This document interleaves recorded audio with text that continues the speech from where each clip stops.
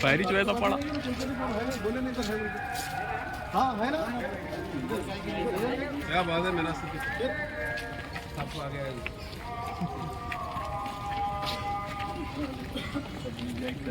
हाँ नहीं, मैंने कुलकर्णी साहब ने बोले ना।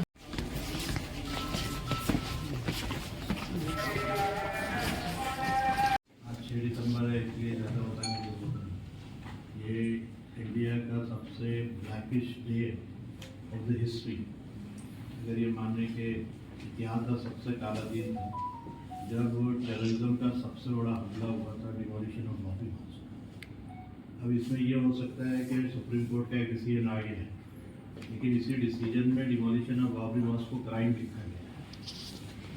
जब ये डिसीजन में करने वाले क्रिमिनल, वो क्रिमिनल्स को सजा क्यों नहीं दी है? तीन पॉइंटली उनके नाम है, 62 1 by 1 नेम लिखे गए हैं।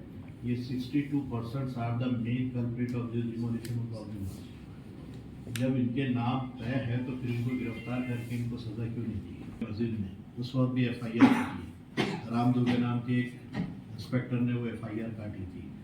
उस FIR का क्या हुआ? उसको भी सुप्रीम कोर्ट ने कहा था कि ये इस तरह से अवैध तरीके से मूर्ति रखना ये भी क्राइम है, वो भी क्राइम है। उसके खिलाफ में सुप्रीम कोर्ट ने क्या किया या गवर्नमेंट ने इसके ऊपर क्या एक्शन लिया, ये हम ध्यान रखते हैं। थर्ड वन, इसी डिसीजन के अंदर वर्शिप प्लेसेस एक्ट 1991 का उल्लेख किया गया है। 5 पन्ने उस पर लिखे गए, 1500 तकरीबन 11,000 पेजेस की डिसीजन में 5 पन्ने इस एक्ट के ऊपर लिखे गए हैं।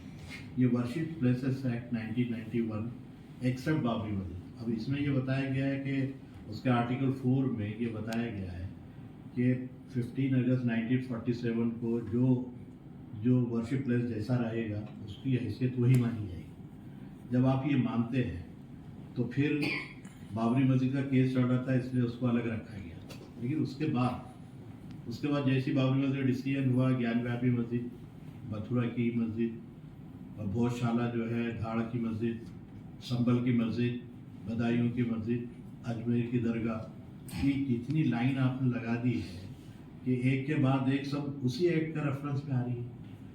जबकि उसके आर्टिकल 4(2) के अंदर ये बात लिखी हुई है कि इस एक्ट के तहत जहाँ भी पूरे इंडिया में कहीं भी अगर कोई केस चल रहा हो तो उसको विड्रॉ करना चाहिए, नीचे की अदालत में उसको एंटरटेन नहीं करना चाहिए और उसको उठा के फेंक देना चाहिए। ये लॉ के अंदर लिखा हुआ है। तो ये वर्शिप प्लेसेस एक्ट 1991 ये काहे के लिए है? आपने जब चंद्रचूड़ साहब ने जब इंटरप्रिटेशन किया इस लॉ का, ज्ञानव्यापी मस्जिद के मामले में उन्होंने एक डिसीजन दिया, तो वो गलत इंटरप्रिटेशन हर मस्जिद के लिए लागू हो रहा है। अब यहाँ की जामा मस्जिद को कल बोल देगा कोई इसके नीचे कोई है। अभी आपको पता है कि नई पार्लियामेंट बनी, उसमें 6 मस्जिदें हैं, खोदने देंगे वो लोग? 6 मस्जिदें पार्लियामेंट के नीचे गई तो क्या खोदने देंगे उसको?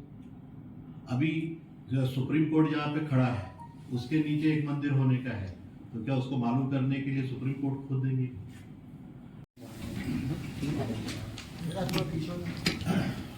आइए सर।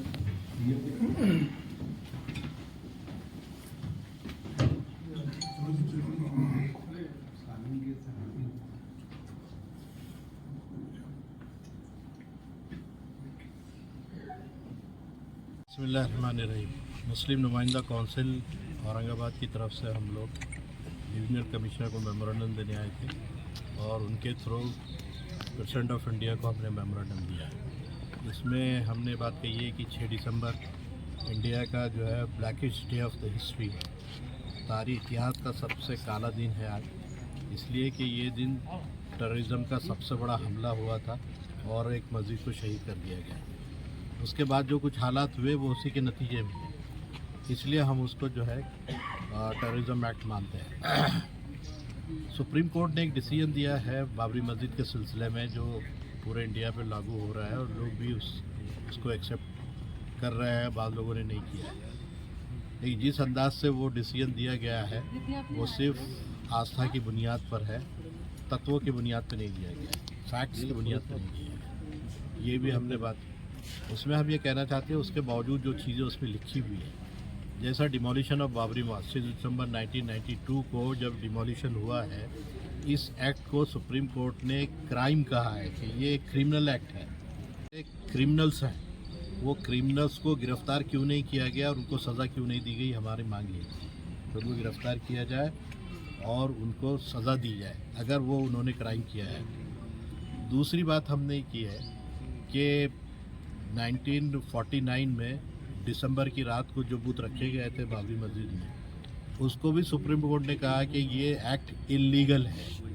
अगर ये इल्लीगल एक्ट है तो उसके करने वालों ने इल्लीगल एक्ट किया है, उनको भी सज़ा मिलनी चाहिए। FIR उसकी भी कटी थी और उसके जो है काटने वाला पुलिस का एक ऑफिसर था, राम दुबे उसका नाम है, वो FIR जो कटी थी वो FIR के ऊपर क्या एक्शन हुआ, उनको क्या सज़ा हुई, ये मालूम होना चाहिए। थर्ड वन, इसी डिसीजन के अंदर वर्शिप प्लेसेस एक्ट 1991 का उल्लेख किया गया है। ये एक्ट ये बताता है कि 15 अगस्त 1947 तक जो इबादत खाने, जो धार्मिक प्लेसेस जो पोजीशन के थे वो पोजीशन मानी जाएगी। 15 अगस्त 1947 तक की जो पोजीशन है, डिमार्केशन है इसके अंदर।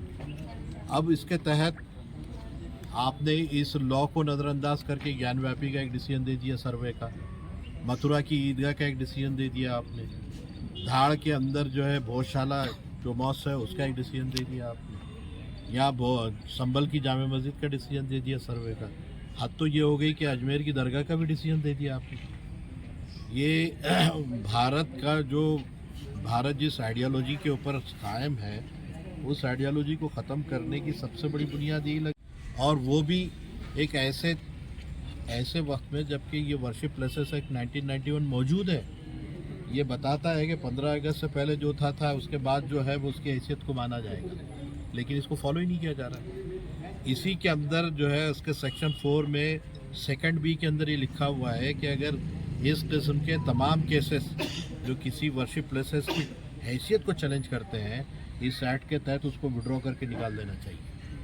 फिर ये एक्ट क्यों नहीं एप्लीकेबल हो रहा है और इसको लागू क्यों नहीं किया जा रहा है?